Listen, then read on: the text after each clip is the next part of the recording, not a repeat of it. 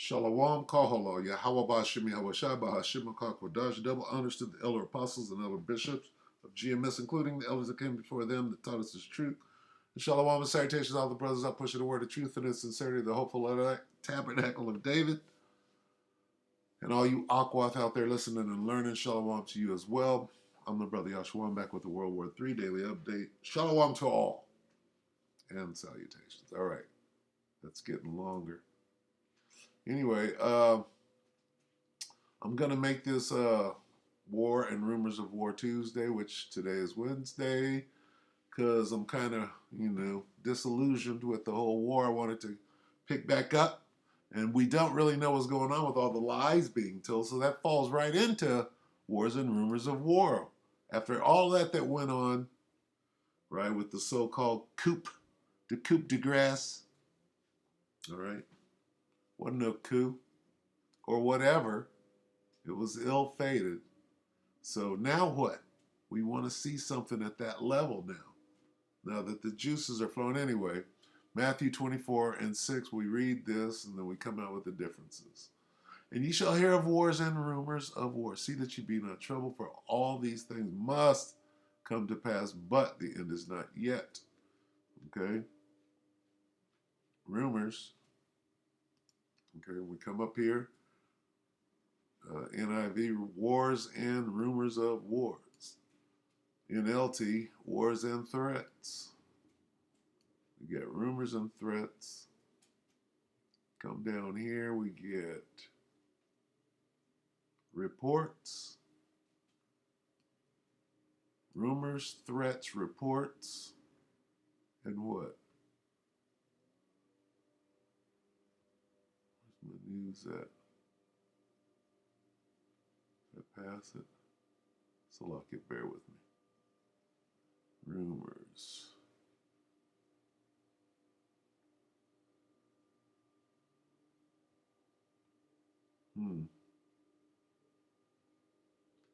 Bear with me.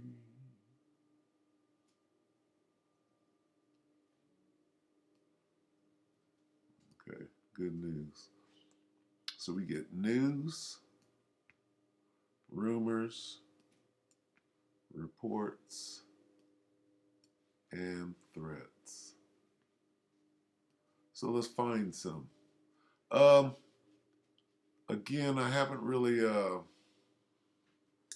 gotten any solid news on what has happened since the whole Prigozhin act. Prigozhin. What an act that was in the saga.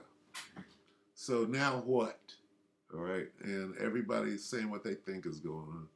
And this guy right here, even though sometimes what he does is he gives his, which sometimes I find quite entertaining, if you will. Sometimes he gives his opinion, and he'll call it a lesson in insanity. So this is another lesson in insanity. Let's see how often he does them. Every now and then he'll come out and say, look, and give his little synopsis of what's going on. There's one. There's one. That's 4 days ago. 5 days ago. So he's got something to say. And, usually he's on point even in his opinion. His way of going about, disseminating his information is, I have to say, it's on point. Okay? He's pretty neutral. He's not leaning to one side like New York Prepper leans. And then you got this veteran guy. He leans to the Ukrainian side. So you got to be real careful with who you listen to anyway. This guy has, he's been pretty useful. All right, so see what he's saying. When it comes to creating. An hour ago. Let's lock it for the commercial. Let's see what we got.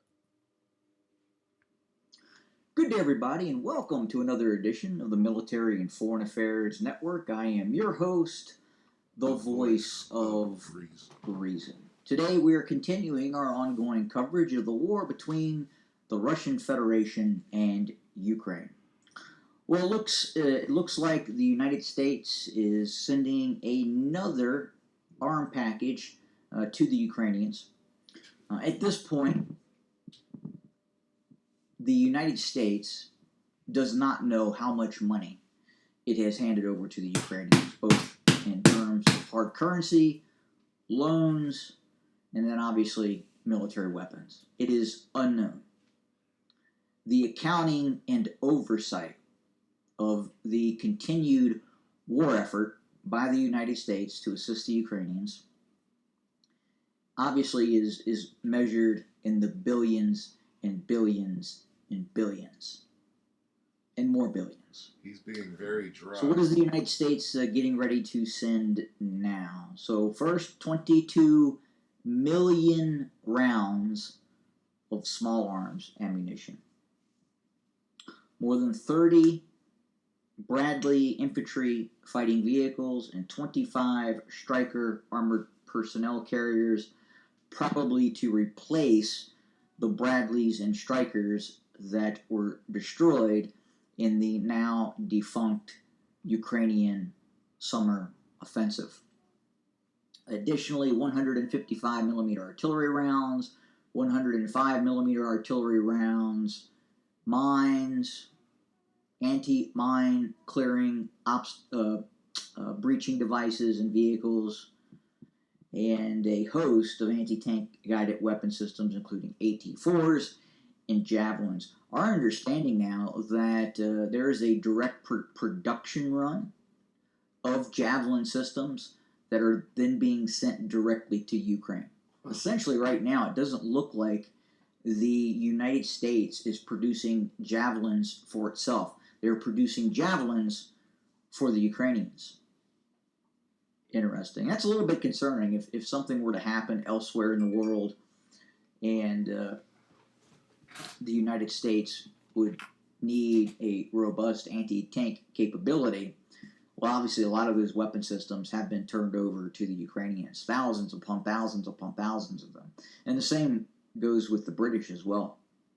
The British have essentially turned over its entire stockpile of anti-tank guided weapon systems, in a range of anti-tank guided weapon systems, to the Russians. So what's happening on the battlefield today? Well, over the last 24 hours, we have seen a heavy uptick in the use of Russian air power and long-range rocket systems, to include Iskanders and guided S-300 systems attacking targets along the front line and behind the Ukrainian lines as well. We have seen large attacks take place in Kramatorsk and around Kramatorsk. We have seen Russian Su-25s. We have seen Russian Su-34 fullbacks in operation over various sites in Ukraine. And we anticipate that the Russians could be preparing and are shaping the battlefield for a possible rather large ground operation. We've been talking about this for some time now. We're looking very closely west of Lysychansk, north of Seversk, as these Russian forces continue their buildup. I'm going to go ahead and stop it right there. Just kind of, I like this because there's nothing sensational, right?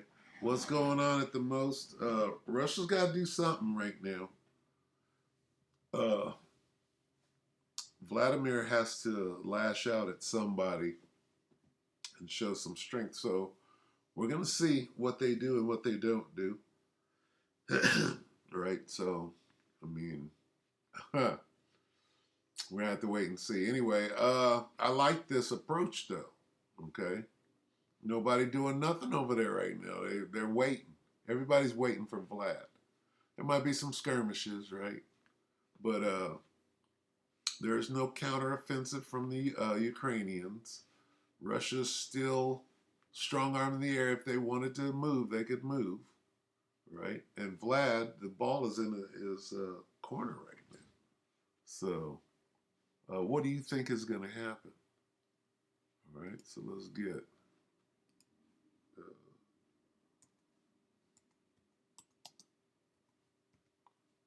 I will stir up.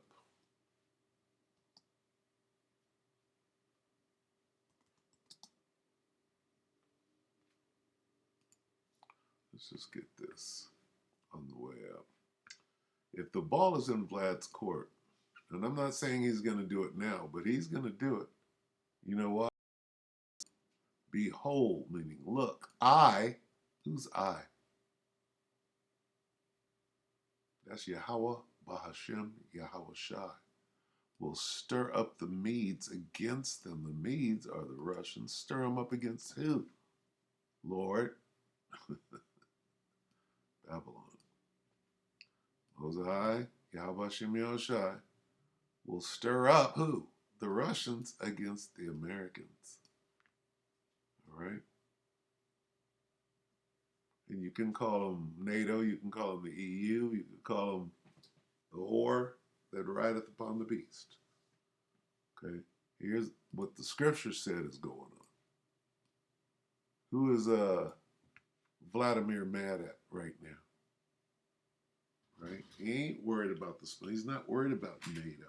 He's not worried about the EU. He's worried about who has as many bombs and nukes as he does. Okay? And right now, China's on his side. India's on his side. On whose side? Not this side. This is ground zero.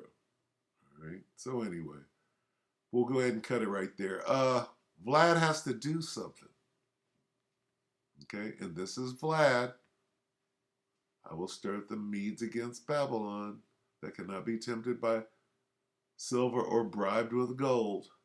Right? We don't want your money. Give it to Ukraine. Anyway, yeah.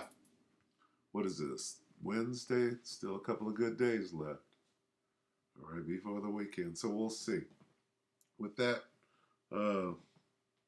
Wars and Rumors of War Tuesday on Wednesday. We hope that the elect will edify you, brothers and sisters, with that. Shalom.